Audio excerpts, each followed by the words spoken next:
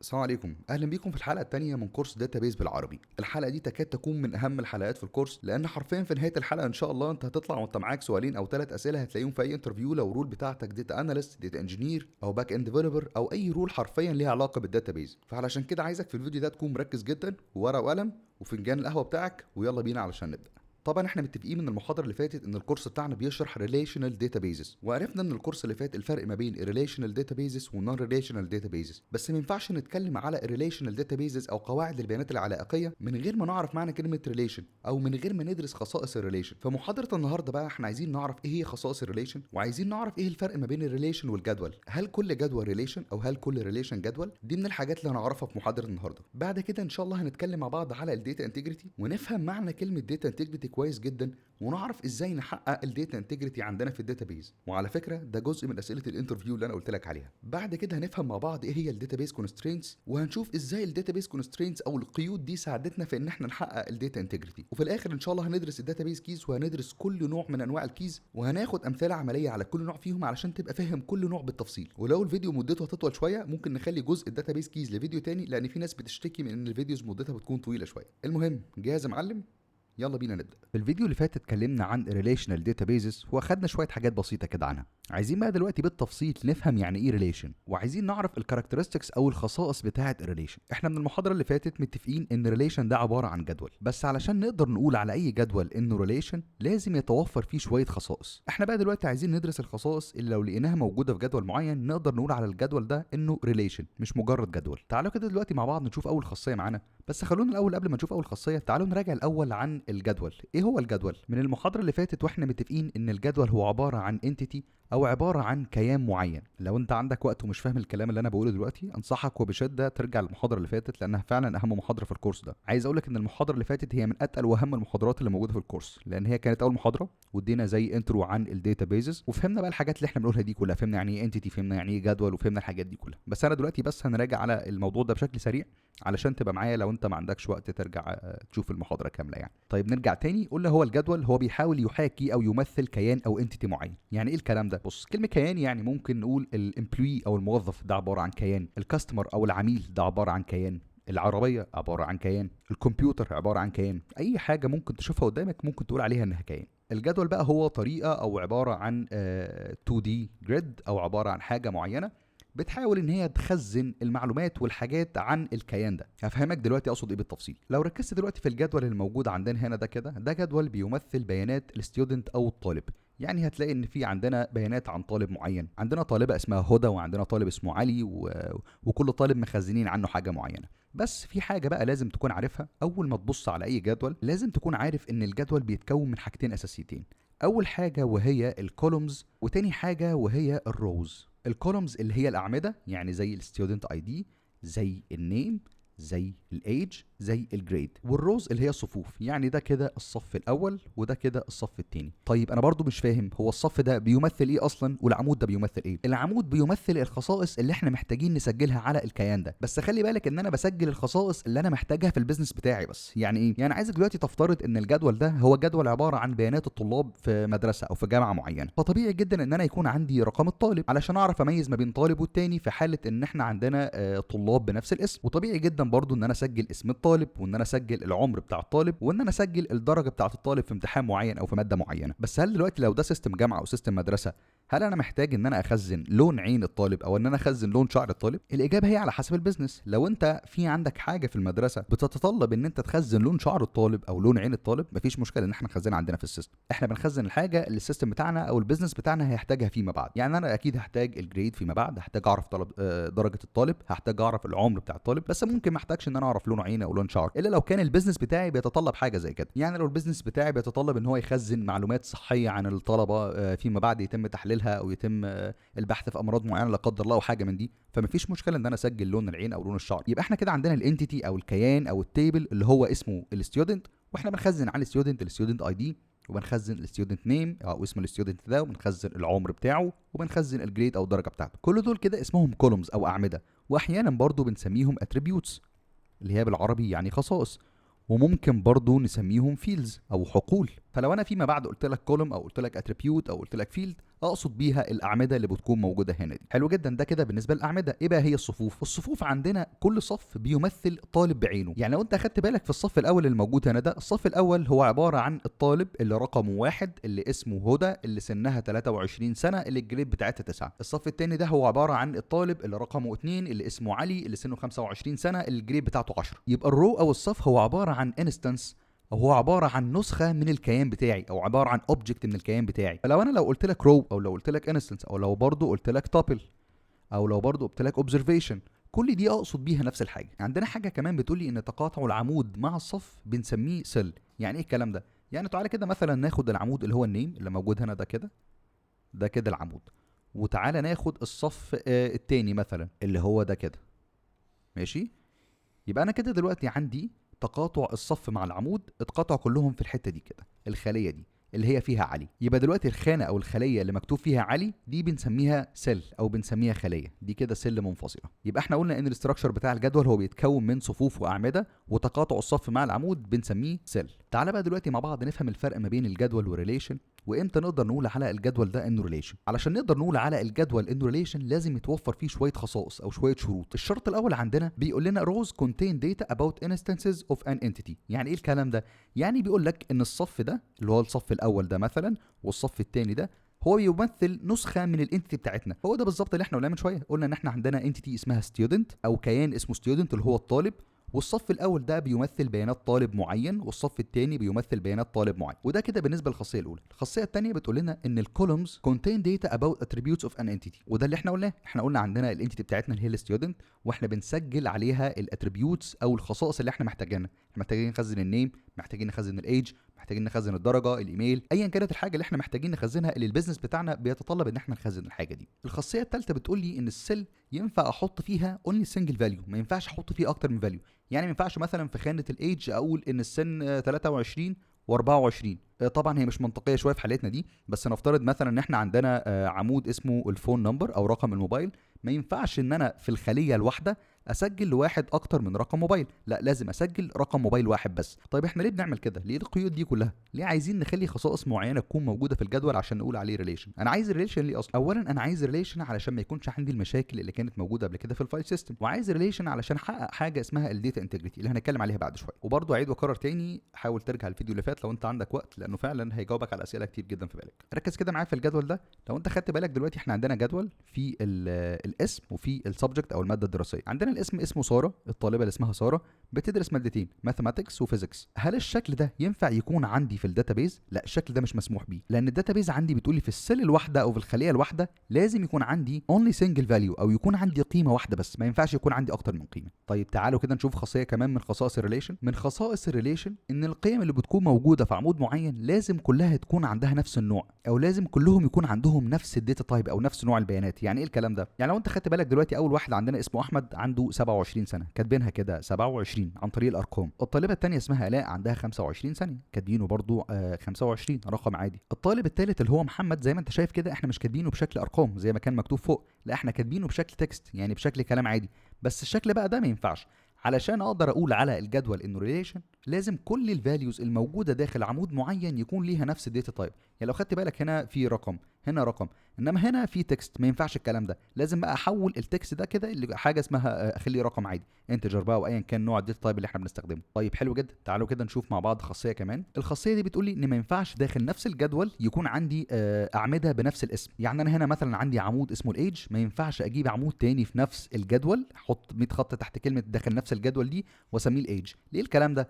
لان انا فيما بعد لما اجي اعمل استعلام على البيانات بتاعتي واقول له مثلا انا عايز الشخص اللي العمر بتاعه 25، هل بقى هو يفهم ان انا اقصد العمود ده ولا يفهم ان انا اقصد العمود ده؟ علشان كده ما ينفعش داخل نفس الجدول يكون عندي اكتر من عمود يحملوا نفس الاسم. انما عادي جدا يكون عندي هنا مثلا جدول يخص الطلاب، ويكون عندي جدول تاني هنا يخص البروفيسور او الدكتور اللي بيدرس للطلاب دول. ما عنديش مشكله خالص ان يكون هنا عندي عمود اسمه الايدج وفي الجدول معلش اللي يخص البروفيسور يكون برضو عندي عمود اسمه الايدج. طالما الاعمده دي موجوده في جداول مختلفه وبتحمل نفس النيم ما عنديش مشكله. المشكله فين؟ المشكله ان انا داخل نفس الجدول يكون عندي اكتر من عمود بنفس الاسم. خاصيه كمان بتقول لي ان الترتيب ما بيهمش، ترتيب الاعمده وترتيب الصفوف ما بيهمش. انا هنا كاتب احمد الاول وكاتب محمد الاخير، بس مش فارقه، الاثنين زي بعض. لو انا كتبت احمد الاخير، كتبت احمد في النص، كتبتها لا تحت خالص في الاخر، كتبتها الاولى حطيتها في النص، كل ده مش هيفرق معايا. ونفس الكلام هنا برضو، انا كاتب النيم الاول كاتبه قبل الايج زي ما انت شايف كده. هل لو انا عكست هتفرق؟ لا، مفيش اي فرق خالص. عندنا في الريليشن الترتيب مش مهم، سواء ترتيب الصفوف او ترتيب الاعمده. طيب حلو جدا. تعالوا كده دلوقتي نشوف خصائص تانية للريليشن. من خصائص الريليشن ان انا ما ينفعش يكون عندي داخل الريليشن او داخل الجدول بتاعي يكون عندي صفين يحملوا نفس البيانات. لو انت خدت بالك هنا الطالب ده الاي دي بتاعه واحد، اسمه احمد،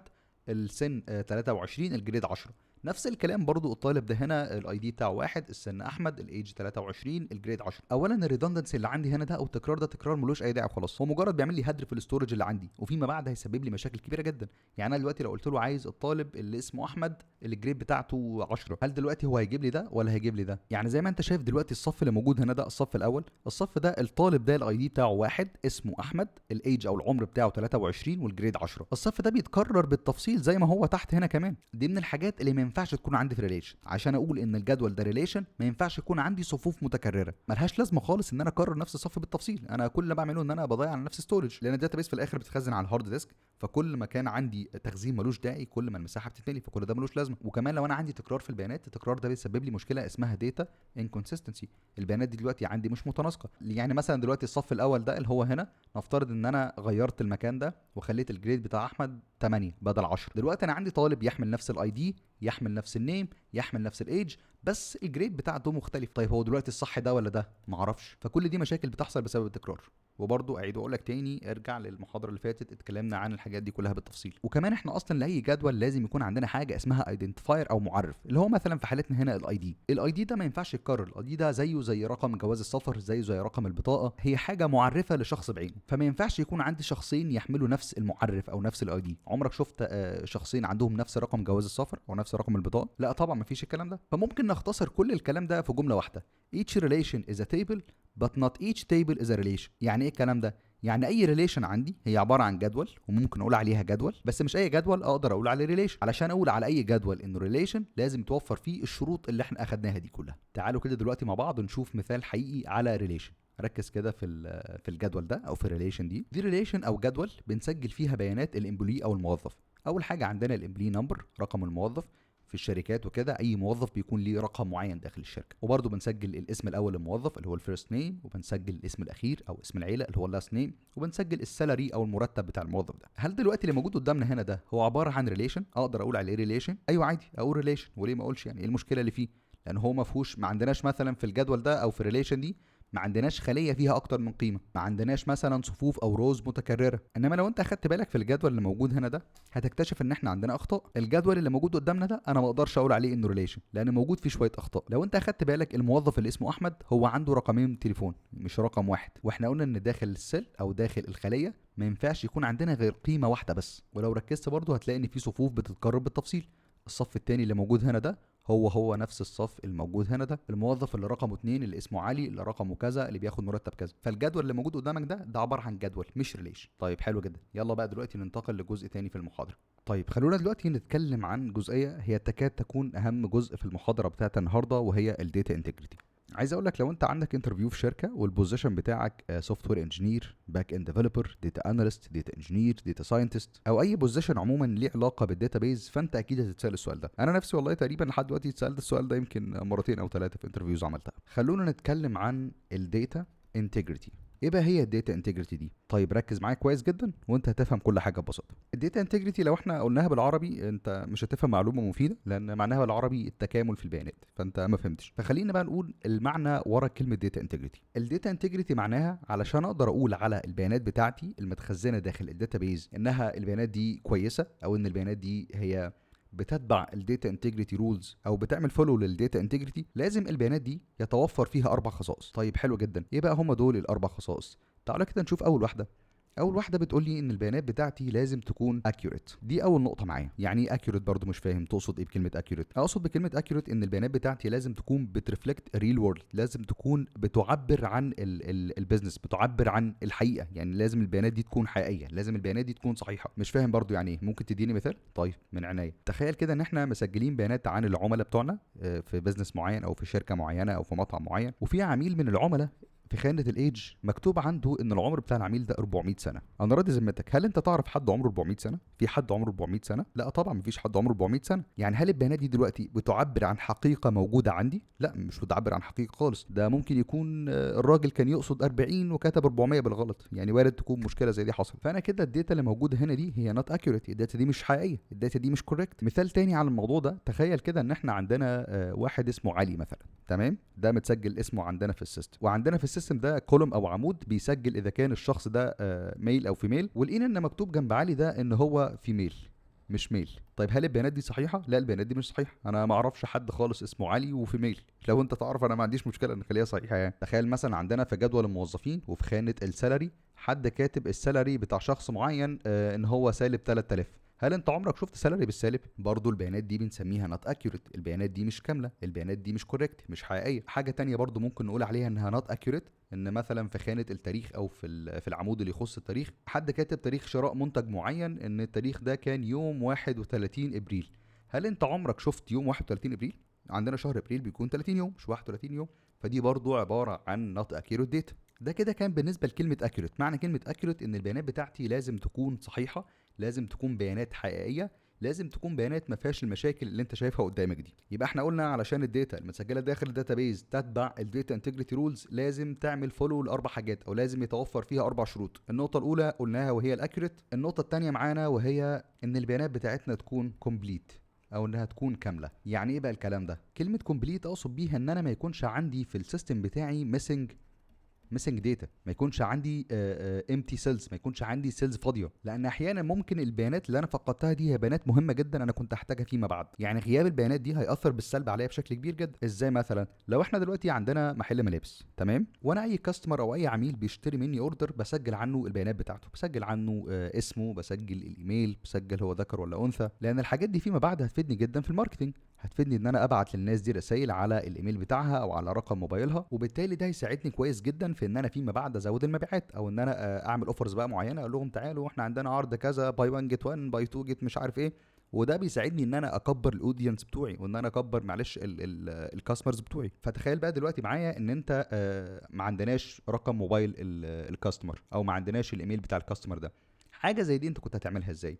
ازاي دلوقتي انت كنت هتتواصل او توصل للعميل ده مره تانية تخليه يجي عندك؟ علشان كده انا عايز البيانات بتاعتي تكون كومبليت، مش عايز يكون عندي امتي سيلز، مش عايز يكون عندي ميسنج داتا، مش عايز يكون عندي بمعنى صح نلز. يعني بمعنى صح عايز بقدر الامكان ابعد على النال فاليوز، مش عايز عندي في الداتابيز بتاعتي يكون في نال فاليوز او ميسنج داتا او امتي سيلز او حاجات من دي. طيب حلو جدا. يبقى احنا كده علشان الداتابيز بتاعتنا او الداتا المتسجله داخل الداتابيز نقدر نقول ان الداتا دي بتتبع او بتفولو الداتا انتجريتي رولز، لازم يكون فيها اربع حاجات. قلنا اول حاجه ان هي الاكيوريت، تاني حاجه الكومبليت، تالت حاجه عندي وهي ان البيانات بتاعتي، البيانات المتسجله داخل الداتابيز، لازم البيانات دي تكون كونسيستنت، لازم يكون عندي كونسيستنت داتا المتسجله داخل الداتابيز. كونسيستنت يعني تناسق، لازم البيانات بتاعتي المتسجله داخل الداتابيز تكون بيانات متناسقه. يعني ايه بيانات متناسقه؟ او اقصد ايه بكلمه تناسق عموما؟ تخيل كده ان احنا عندنا شركه، والشركه دي عاملين فيها داتابيز، مخزنين بقى فيها البيانات بتاعت الشركه دي، ومخزنين فيها طبعا بيانات الامبلويز او الموظفين اللي عندنا في الشركه. وعندنا في الداتابيز كده مثلا نفترض ان احنا عندنا جدول، الجدول ده يخص الاتش ار، وعندنا جدول كمان يخص السيلز، بيانات السيلز والكلام ده. داخل جدول الاتش ار مسجلين بيانات الامبلوي او الموظف، وبرضه مسجلين بيانات الموظف تاني في جدول السيلز. هي دي حاجه مش صح طبعا، بس انا بفهمك يعني بديك مثال. يبقى احنا دلوقتي عندنا بيانات الامبلوي او الموظف متسجله في جدول اتش ار، وبرضه نفس البيانات متسجله في جدول السيلز. نفترض ان احنا كده مسجلين الاي دي بتاع الموظف ده، ومسجلين النيم، ومسجلين الفون نمبر او رقم موبايله.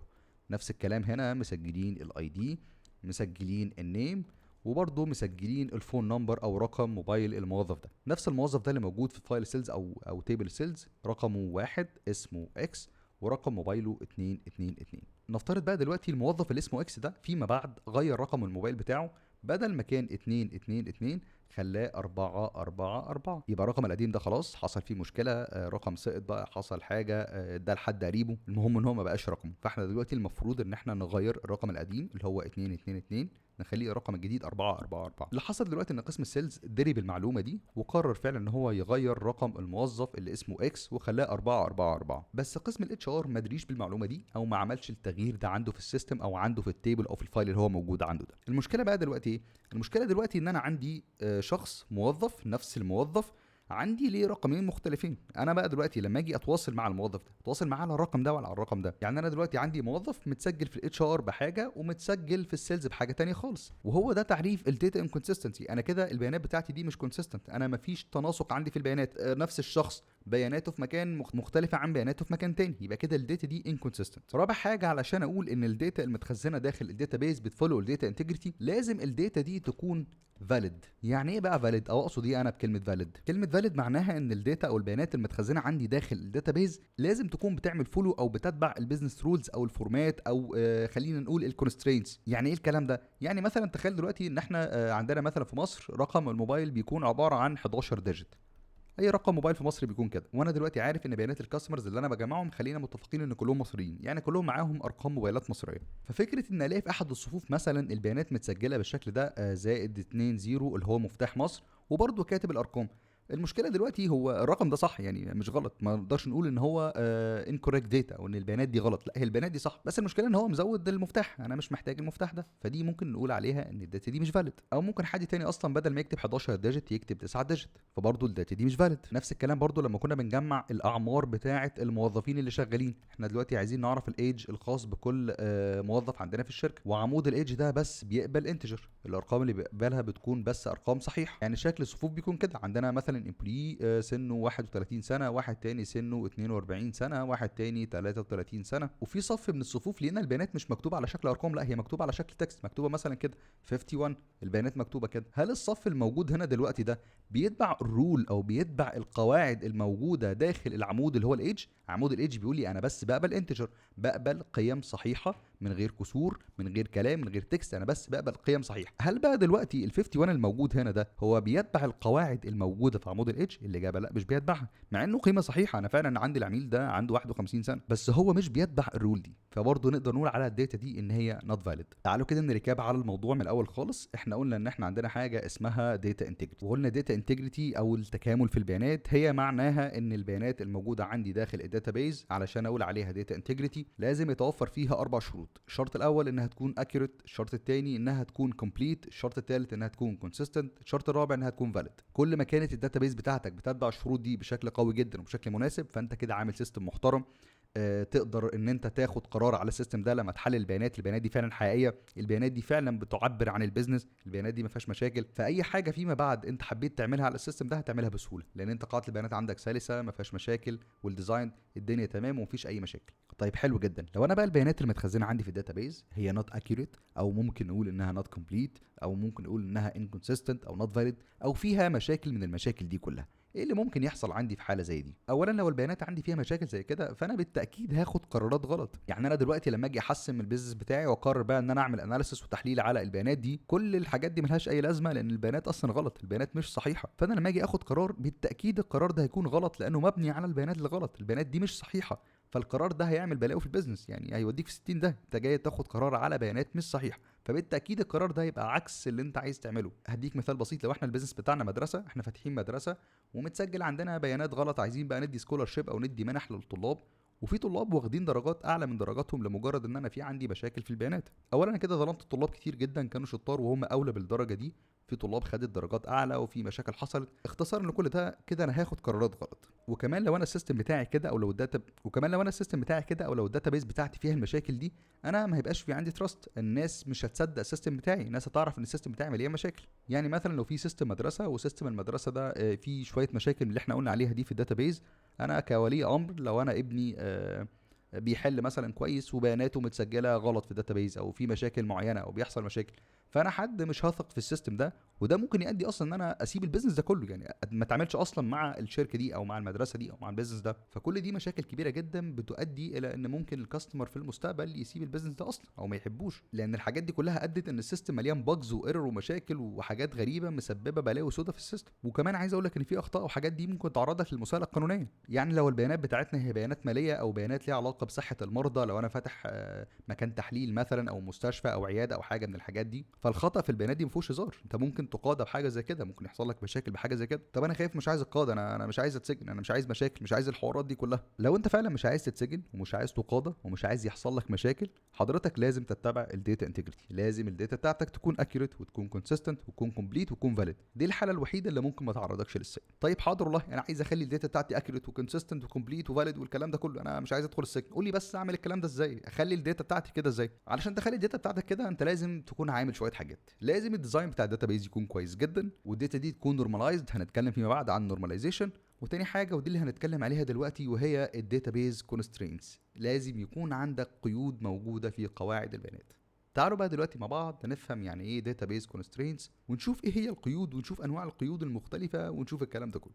يلا نشوف الكلام ده مع بعض. تعالوا بقى دلوقتي نتكلم عن الداتابيز كونسترينتس، او بالعربي كده هي عباره عن قيود. ايه بقى هي الداتابيز كونسترينتس، او ايه هي القيود دي وايه لازمتها وبنحطها فين؟ هقول لك بنحطها فين. القيود هي عباره عن قواعد او عباره عن رولز. الرولز دي بنحطها على الاعمده اللي موجوده داخل الجداول. يعني احنا مثلا بيكون عندنا جدول كده، الجدول ده بيكون جواه شويه اعمده، وداخل الاعمده دي بقى احنا بنبدا نحط الرولز. يعني نفترض كده ان ده جدول يخص الستودنتس او الطلاب، ده جدول بيخزن بيانات الطلاب، وعندنا الاعمده اللي موجوده في الجدول ده مثلا خلينا نقول الستودنت اي دي او رقم الطالب ده داخل الجامعه، وممكن برضو نسجل عنه الايج او عمر الطالب ده، وممكن نضيف اتريبيوت كمان نسميه الكانتري، لان طبيعي جدا داخل الجامعه يكون عندنا اكتر من جنسيه، في جنسيات كتير مش شرط يكون نفس الجنسيه يعني. فعايزك تتخيل معايا الجدول ده، لان ده اللي احنا هنفهم عليه الحوار الكونسترينتس او الداتابيز كونسترينتس. يبقى نرجع مع بعض تاني نقول تعريف الداتابيز كونسترينتس. الداتابيز كونسترينتس هي عباره عن قواعد او عباره عن رولز. الرولز دي احنا بنحطها على الاعمده اللي موجوده داخل الجداول. طيب ليه بقى بنعمل الحاجات دي؟ علشان الداتا بتاعتنا تكون كوريكت، علشان الداتا بتاعتنا تكون كومبليت، علشان الداتا بتاعتنا تكون اكيوريت، علشان الداتا بتاعتنا تكون فاليد. بنعمل كل الكلام ده علشان نضمن سلامه البيانات، نضمن ان عندنا داتا انتجريتي. الداتابيز كونسترينتس هي اللي هتخليني ان انا امنع ان يدخل لي بيانات غلط. الداتابيز كونسترينتس هي اللي هتخليني ان انا امنع ان يكون عندي تكرار في البيانات. الداتابيز كونسترينتس هي اللي هتخليني ان انا افرض شروط معينه على الاعمده اللي عندي وعلى البيانات اللي بتدخل. مش هسمح وخلاص كده باي داتا تدخل، الموضوع مش فرح مش مفتوح كده، لا لازم كل داتا تدخل. علشان اتاكد من الاول ان الداتا دي تكون مناسبه تدخل في الكولوم اللي عندي، لازم اطبق عليها شويه شروط. الداتابيز كونسترينتس بتضمن لي العلاقات ما بين الجداول وبعضها، وده اللي هنشوفه بعد شويه. طيب ايه بقى هي انواع الداتابيز كونسترينتس؟ تعالوا دلوقتي كده نبدا مع بعض باول نوع معانا وهو النوت نل. عندنا نوع من انواع الكونسترينتس اسمه نوت نل كونسترينت، ده اول نوع معانا. يعني ايه نوت نل كونسترينتس، او ايه هو القيد ده بالظبط؟ اقصد بيه ايه لما اقول على عمود معين نوت نل؟ معناها ان العمود ده ما ينفعش يكون امتي، معناها ان العمود ده ما ينفعش يكون فاضي، لازم اجباري عليا ان انا ادخل بيانات داخل العمود ده. هو ينفع اصلا وانا بدخل بيانات ما ادخلش بيانات خليه معينه او اسيبها فاضيه؟ ايوه ينفع، بس ده في حاله ان اثناء ما انت بتعمل كرييت للداتابيز قلت له ان الكولوم ده بيألاو نلز، يعني عادي اسيب او عادي معلش ادخل قيمه، القيمه دي عباره عن نل داخل الكولوم ده. انما بقى لو انا جيت على كولوم معين وقلت له خلي بالك الكولوم ده نوت نل، معناه ان لازم واجباري ادخل قيمه معينه داخل الكولوم ده، وده كده النوت نل كونسترين. طيب النوع ده بقى من القيود بكتبه امتى؟ بكتبه لما اكون عايز اجبر اليوزر ان هو يدخل بيانات معينه، لان البيانات دي بالنسبه لي مهمه عن الشخص ده. يعني انا دلوقتي مثلا في الجدول اللي احنا شايفينه ده بتاع الستودنت، احنا مسجلين الاي دي والايج والكانتري. ايه بيانات كمان ممكن نسجلها؟ كنا ممكن برضو لازم طبعا نسجل النيم، اسم الشخص ده.